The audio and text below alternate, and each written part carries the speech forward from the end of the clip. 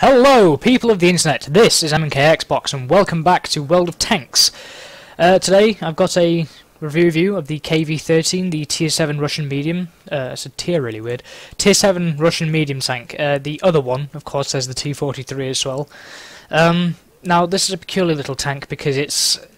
I don't know, it's kind of weird. If you were to imagine a sort of a T-54 sort of style tank, but down at Tier 7, so sort of... Yes, it's not got as great armour and not as good of a gun, but if you were to sort of proportionalise it a little bit, I probably just made that word up, I'm not sure, it could be a real word. But sort of put it into proportion, so if you were to take the T-54 statistics and then sort of bring it down 2 tiers to Tier 7, I suppose this is what you might actually end up with, the KV-13, because it feels a bit like a T-54. I mean, I don't have a T-54, but I've played it on the test server, and it feels a little bit like a T-54 at lower tiers, of course. You know, you're not going up against E-100s and whatnot, but you do occasionally go up against E-75s and tough tanks. So yeah, it's a peculiar little tank. But you know, I won't sort of hesitate. I'll rush. Well, I say rush. I'll go straight into the review. Now, I have actually researched the hit points total for the whole of the other medium tanks at Tier 7, and it's kind of weird. It sits in the sort of middle area. It certainly doesn't have the most amount of hit points. I think the VK3002M has the most hit points with 1,200 total. But this one has 1,120, which is fine. You know, it's certainly not low and it's certainly not high. It's sort of in the middle. Towards the upper end of the middle, but the middle. So you have tanks at the bottom, which surprised me actually a little bit. The T-34-1, that's got a 960 hit point health pool, I think. So it doesn't have the lowest, doesn't have the highest. It sort of sits in the sort of high mid range of the health pool. So yeah, weight load limit is 36. Well, my current setup is 36.04 tons out of a possible of 36.9. So you can't really put a lot more on. I don't think I can put anything else on that would weigh more than a lot of anything, or maybe I can. I don't know. I'm trying not to do too much maths at the moment because I can't be bothered. So yeah, it's got a yeah. It doesn't weigh a lot. It's sort of a lighty kind of medium tank, and along with that, it has a 600 horsepower engine. So its power to weight ratio is pretty good. Usually it says it here, but it doesn't seem to want to say that now. Oh no. No, it does. It's got a horsepower to weight ratio, or horsepower to ton ratio, of 16.65. That's surprising. I don't think I've ever seen that before. Or have I? Or am I just being stupid? Oh no, it only seems to say it on medium tanks and light tanks. Does it say it on tank destroyers? No. Okay, I suppose that's not an important statistic for tank destroyers. But anyway, yes, it's got a horsepower to ton ratio of 16.65, which is not bad. It's pretty good. I think... I don't know, I don't really have anything to compare it to. I mean, I sold my Comet, so I don't have that to compare it to anymore. But you couldn't compare this. You could arguably compare the gun to that of the Comets, but not entirely.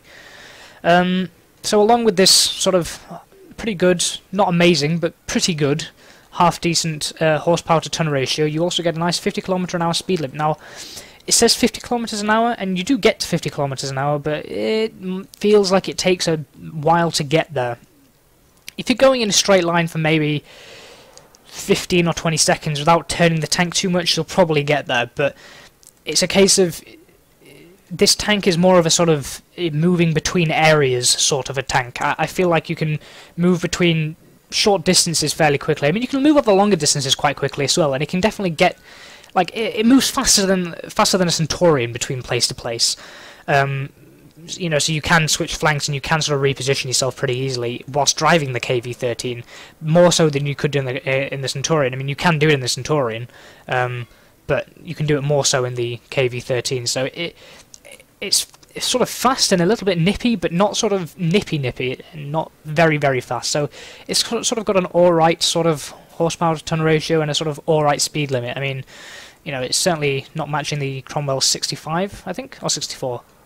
1 kilometre an hour off. Damn.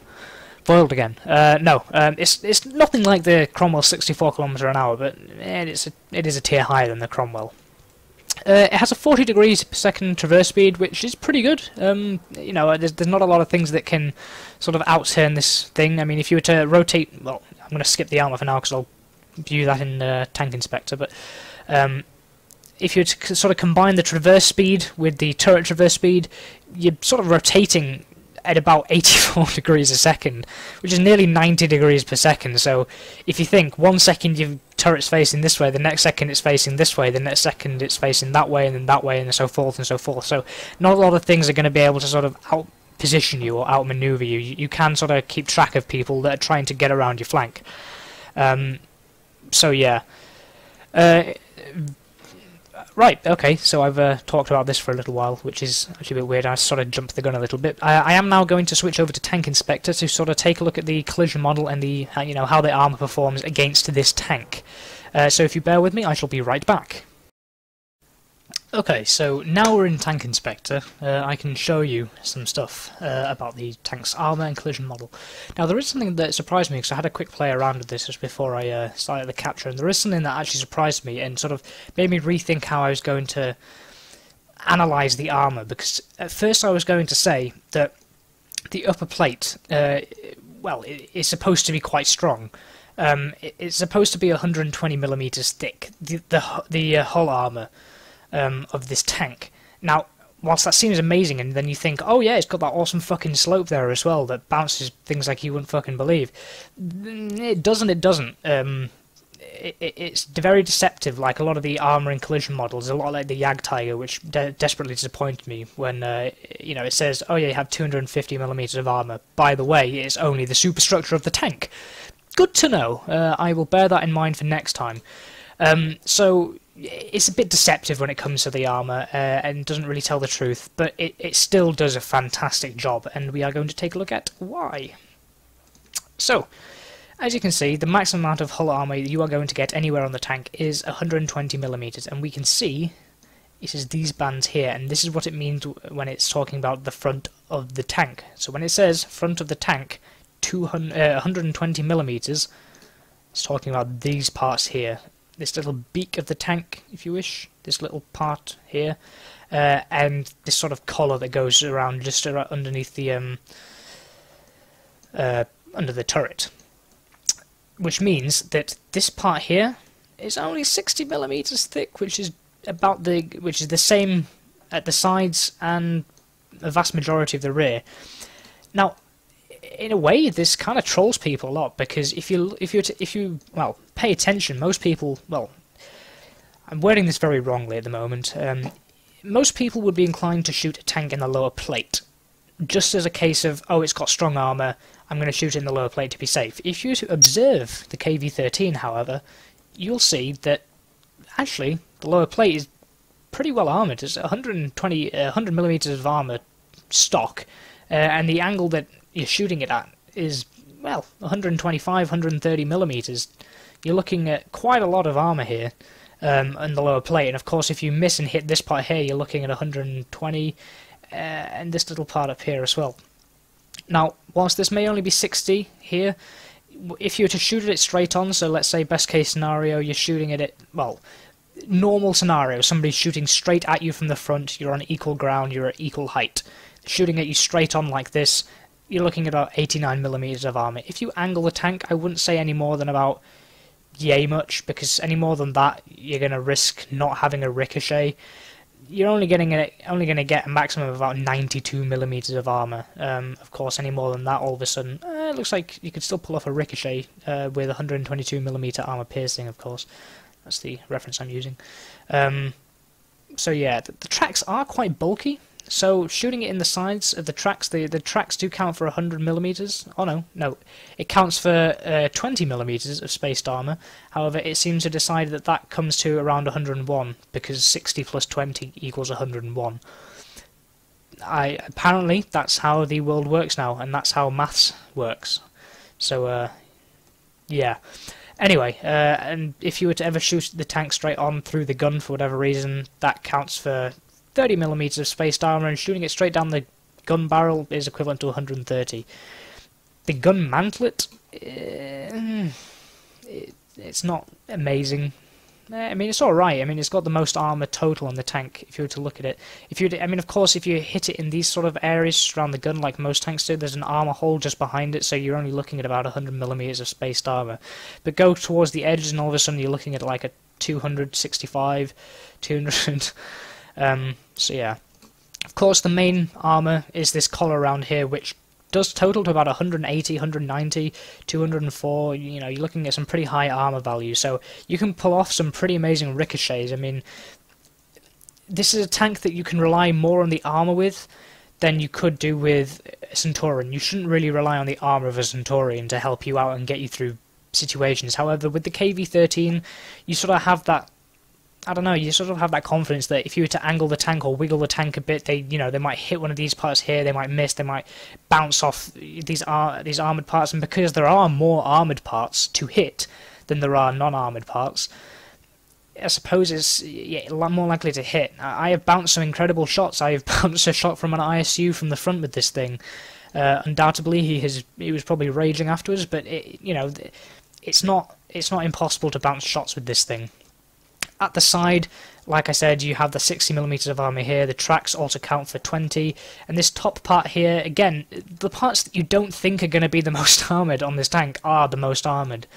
So the sides here have got 85mm, now that's not a lot from the side, but it's more than the 60 just behind the tracks, and of course at the back you've got the 60 again, which seems to sort of make up the vast majority of this whole area anyway, but then if you were to look further down, it's kind of got like a bulkhead sort of thing going on here with another extra slab of armour on the side, which counts for 85mm as well, and totals to around 91, 96. So, like I said, this can be a bouncy tank when it wants to be, but you know, just try and not get shot. Like, you should try not to get shot in basically every tank in the game, unless you're in like a Mouse or a T-95 or a mobile bunker. So yeah. On top of that, the commander's hatch up here, which, just to give you a reference, is this thing up here. It's pretty well armoured for a commander's hatch. I mean, again, 105mm, 128, you're looking at quite a lot of armour for a commander's hatch. So, generally speaking, if you come across a KV-13, just shoot it in the hull. Shoot it in the hull armour here. If you've got more than like 90mm of penetration, then just shoot it. Try and shoot it as square as you can in the middle, because of course the further you go off to the sides over here, the flatter the angle becomes. If you look, there are little dips over here, which are slightly deceptive and cause a lot of ricochets. So, yeah, the further off over there you go, the more likely of a ricochet you get. So try and hit a KV-13, if you're engaging it from the front, of course, sort of straight here. Don't aim for the lower plate, because you risk a ricochet. I mean, if you're using like an IS-3, for example, you could probably safely derp anywhere in this front part, but if you're going to be 100% safe, this is the weak spot. The lower plate isn't the weak spot, the turret is not the weak spot, this little area here that you would even think is a weak spot is not really a weak spot. It isn't. The weak spot is the big slab of hull armour that's just sitting right on the front of the tank. So yeah. Now, whilst we're in Tank Inspector, I am just going to show you the gun depression of the KV-13. I'll also show you the gun elevation. So you can see here that the gun elevation it's alright, it's not amazing, it's, I don't know, unlike the Centurion, unlike the Centurion, you can't push it up even further at the back. If you remember, at the Centurion you could lift the gun up even further at the back for some weird reason that is just, I don't know. But the problem that a lot of KV-13 drivers have is the gun depression, and it is bad. So if you take a look at the gun, that's sort of resting. Oh, I didn't actually do it. That's the gun depression. It is terrible. It is not a good gun depression, and you will struggle to get the gun down because it just can't. It won't go any lower than that. And the reason, of course, is because for this front end to go down, it works like a pivot, basically, or a lever, if you want to use the correct physical term. For this front end to go down, the back end has to come up, and the turret is fucking tiny. If you imagine the sort of end of the gun here, it's only going to go up to about there before it hits the roof of the tank. So yeah, it's not a tank that uses gun depression. And like I said, the armor will surprise you. It continues to surprise me today. Sometimes you just think, how the fuck did that bounce? I mean, just to put this into perspective, if a Jagdpanzer E100 firing standard armor piercing was to shoot the gun mantlet there, that's a bounce. It's just ridiculous. Sometimes it surprises even me a lot of the time. So yeah, anyway, we're going to head back over to World of Tanks and continue on with the review there. Then we'll jump into some gameplay of a recent game I had in this where I just dominated, basically. So this is a match on, I've forgotten the name, Severogorsk, in the KV-13, of course. An initial sort of... not quite sure why he says I'm in a platoon with that guy behind me. Or those two other guys, that's a bit weird. Hang on, let me just check that out. Apparently I'm in a platoon with these two guys over here. Well, I can assure you I'm not. You can see here, I'm most certainly not in the platoon with those two. Right, okay, so initial impressions. I'm not the best player in the game, or on the team. However, skill-wise, I don't know. Both teams, I say, are evenly matched, with the enemy team having a slight advantage, having more yellow players than we do. I mean, I'm the only yellow player on our team. Which means, and considering I'm in a tier 7, it means it's possible I'm in for some carrying, which you can do in the KV-13, just play your cards right, really. So, I'm sort of being a bit cautious and careful here to begin with, because I'm not... I'm just trying to see if there's anything around there. I'm not sure if anything's managed to get there and counter it, but that Comet, he does not give a fuck, number one, and he just rushes straight in there. Now, for whatever reason, I'm poking my nose around this corner, and then for whatever reason, I just decide, nah, let's not approach it from that side, let's approach it from this side. I don't know what it was. There was just something telling me that if I go around this side, I'm going to get shot by, I don't know, AMX AC-46 or the Jagdpanther or something stupid like that. It was probably me just being paranoid, so... I head over here straight away to help out this Comet, and there's a BDR G1B and an IS. Now, I was about to fire, and that Comet pulled just in front of me at the last second, so I would have team killed him, or not team killed him, or damaged him, but luckily I held my fire, so there is that. And I plant a nice 173 into the BDR G1B's commander's hatch. I try the same again, but nah, not fortunate this time. Now at this point I really do not want to get shot by the 122 of that IS, because he is more than capable of going through my armour. It may be good, or it may be adequate, and, you know, somewhat comparable to the T-54s, but it's not amazing. You know, it's still pretty thin.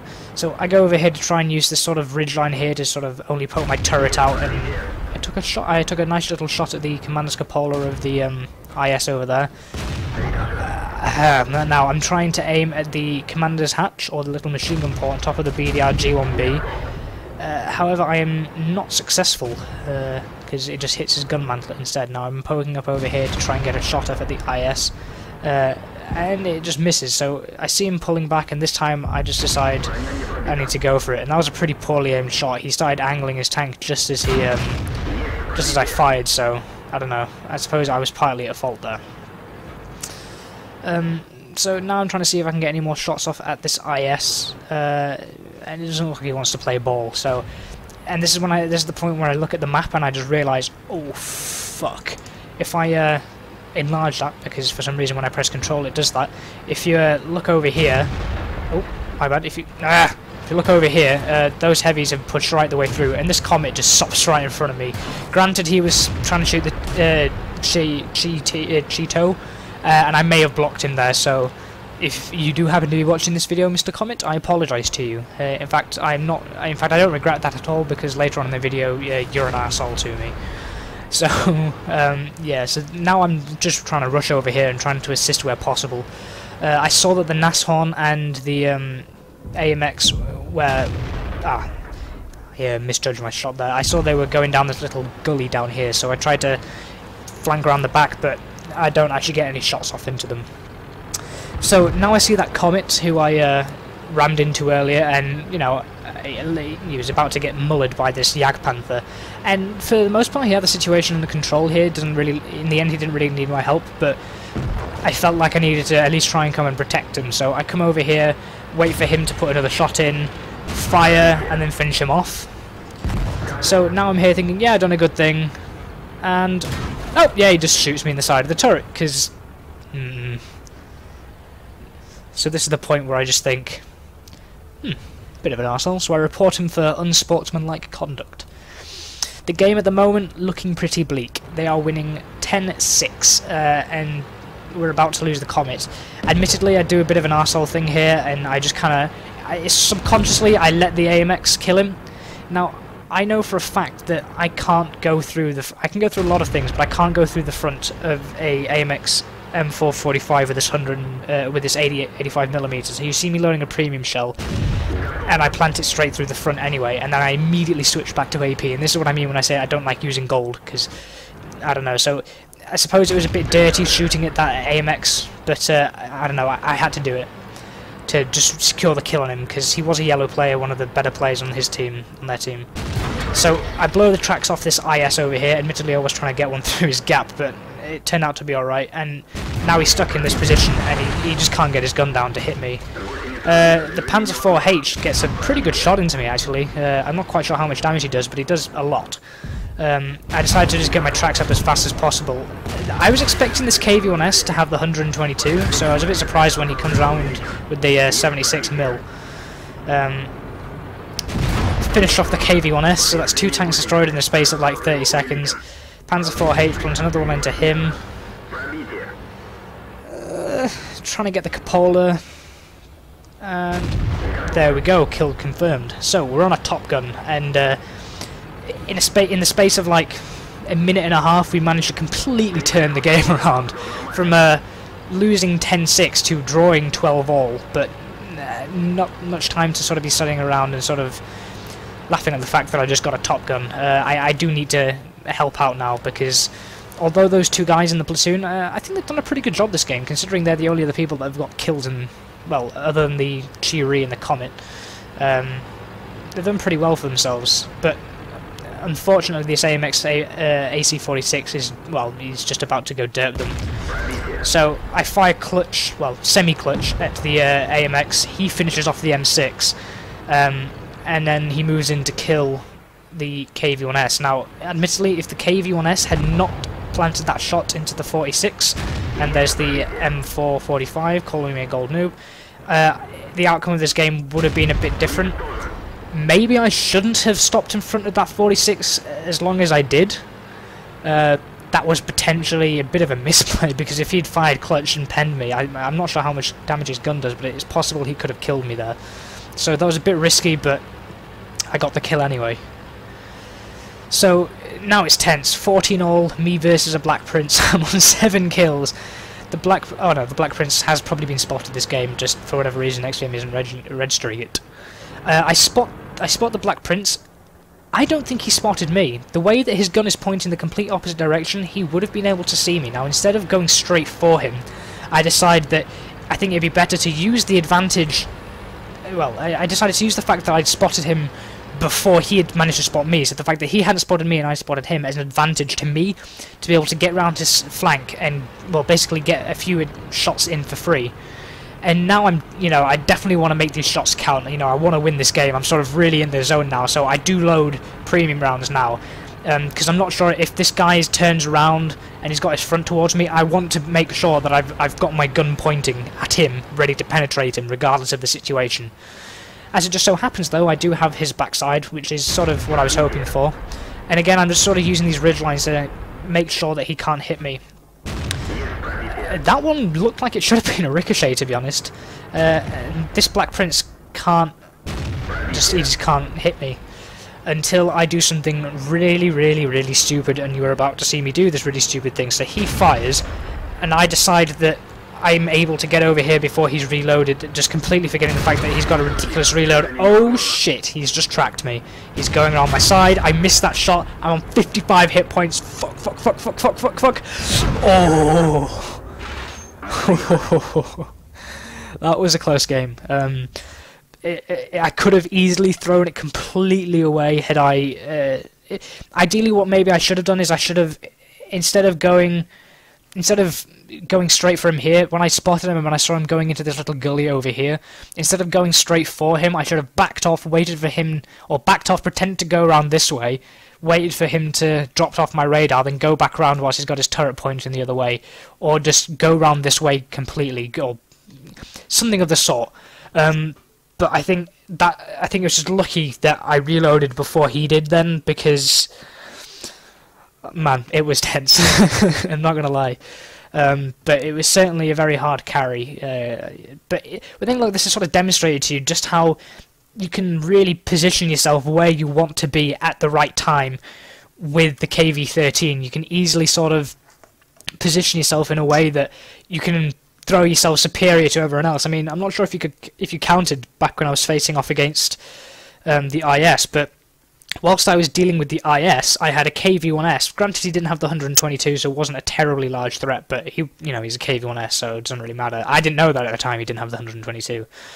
At the time, I was facing off a KV-1. I was shooting an IS whilst dodging fire from a KV-1S and a Panzer IV-H. Killed the IS. KV-1S rushes me. I kill the KV-1S and then kill the Panzer IV-H in quick succession. So it can show you that the reload of the gun is fast enough to put those shots in and make them count where they need to be, and really sort of put pressure on the enemy when you need them to sort of feel a bit tense. And it's good. I like the KV-13. It's not a perfect tank. I suppose you could argue no tank is perfect, and it's more of an all-rounder. You can use it to snipe, you could use it to sit back and do nothing, you could use it as an aggressive brawling medium if you really wanted to, you can use it to sort of play passively and take your chances when and where you want to, or when and how you want to engage them. But all in all, I think it's a good all-rounder tank, and personally, I haven't played the T-43 yet. I still need to buy it. I've unlocked it, and I've had it unlocked for a few months now, but I just haven't bought it. I just never got around to buying it. From what I've heard, the T-43 is not as good as the KV-13, and unfortunately, because it sits in that really awkward position between the KV-1S and the T-43, and you kind of go from tier 7 to tier 7, it's a bit annoying, because then you sit, if you don't want to grind down the Soviet mediums, then and you want to just go straight through the KV-13 and join at the T-43, it can be a bit annoying playing a pretty good tank like the KV-13. Again, I can't say that the T-43 is bad because I've never played it. It could be amazing, I don't know. From what I know, it's got the same gun, I think, but that's about it. I think the armor is pretty shit and it's not as mobile as this, but I don't know. If I get a good game in the T-43 once I've had it, or if I have a game that I think reflects how it performs, then yeah, I'll probably do a review on it like I do with most of the tanks that I have games with.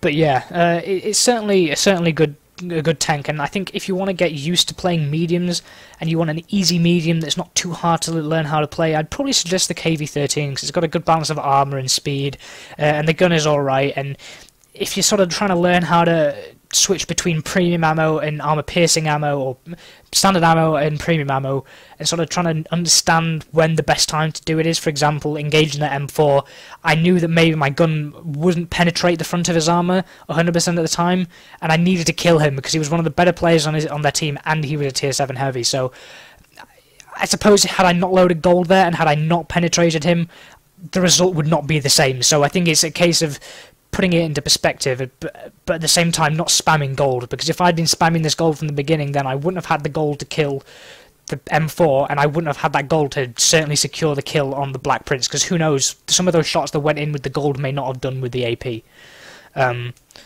So yeah, I think I've waffled on a bit too long, so we'll hop over into the post-game statistics and see how we did.